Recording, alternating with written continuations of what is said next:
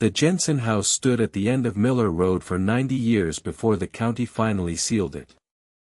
Everyone in town knew the stories. How old man Jensen had walked into the basement one November evening and never walked out. How 3 subsequent families had tried to live there, each staying less time than the last. The Harrisons made it 2 years. The Coles lasted 8 months. The Reyes family called the police at 3 a.m. on their 3rd night, insisting they heard someone walking between the walls. I didn't believe in ghosts when I accepted the assignment. I was a documentary filmmaker, fresh from a successful series about abandoned industrial sites. The Jensen house was supposed to be the finale, a spooky location with enough legend to drive views, but safe enough that I could stand inside with my camera and talk about atmosphere and the weight of history. The front door opened without resistance. The county seal on the door frame was intact, but the lock had rusted through decades ago. Inside, the air was wrong. Not stale, not damp, just wrong. Like breathing through a cloth soaked in copper. I set up in the living room, filming my introduction. I wanted to establish the space before exploring the upper floors and basement. Classic structure, building tension. I'd done this 20 times before. The house had other plans. At 4:17 p.m., according to my camera's timestamp, I heard the first sound. A footstep above me, moving across the ceiling. Clear, distinct, unhurried. I paused my recording and called out, expecting to find another urban explorer or perhaps a real estate agent showing the property illegally. No one answered. When I climbed the stairs, the 2nd floor was empty. Dust covered everything uniformly. No footprints. No disturbances. The sound had come from directly above where I'd been standing, but the upstairs room had no floorboards that matched the walking pattern.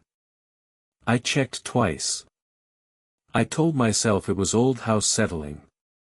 Radiant heat from the afternoon sun expanding the boards. I almost believed it. I continued filming, moving through the kitchen where the Jennings had eaten their last meal together, through the dining room where the table still sat with 4 chairs, through the study with its empty bookshelves. In each room, I felt the temperature drop. Not dramatically, just enough to notice. Just enough to keep me moving, keep me filming, keep me from thinking too hard about why I wanted to leave but couldn't make myself walk toward the door. The basement was where I found the journal. Not hidden, not preserved, just sitting on the steps as if someone had set it down moments before. The pages were dated 1934. The handwriting matched the architectural sketches in the county records, old man Jensen himself. He wrote about building the house.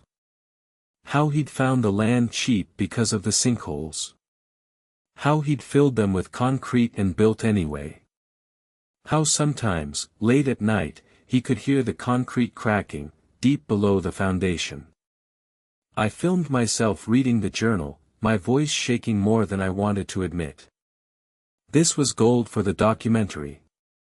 Real historical documents, authentic creepiness, the kind of content that gets shared. I should have been excited. Instead, I was counting minutes until sunset, telling myself I'd leave at 6 p.m., then 6:30, then promising myself just one more room. The house had its hooks in me by then. I recognize that now. At 7:15 p.m., I heard my name. Clear as a bell, from the top of the stairs. David. Not shouted, not whispered, just spoken normally by a voice I didn't recognize. I ran. I admit it. I left equipment behind, left the journal open on the floor, sprinted for my car and drove until I hit the highway.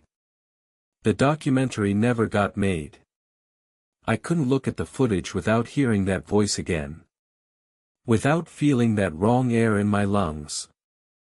without remembering how the house had felt almost satisfied when I finally broke and ran. They demolished the Jensen house last year. New development, affordable housing, the usual story. The construction crew found 7 sealed chambers beneath the foundation. Concrete walls 2 feet thick. Each one empty except for scratch marks and measurements carved into the stone. Measurements of footsteps. Walking in circles. For decades. The county sealed the records, but I have friends in the clerk's office. The measurements matched the walking pattern I'd heard on the ceiling that afternoon. Someone had been pacing overhead, waiting for me to come up. Waiting to see if I'd be the one to finally make it to the stairs. They never identified the remains. Dental records, DNA, nothing matched any missing persons report in the state. Just bones and concrete, pacing in circles, waiting for company. I moved to the coast after that.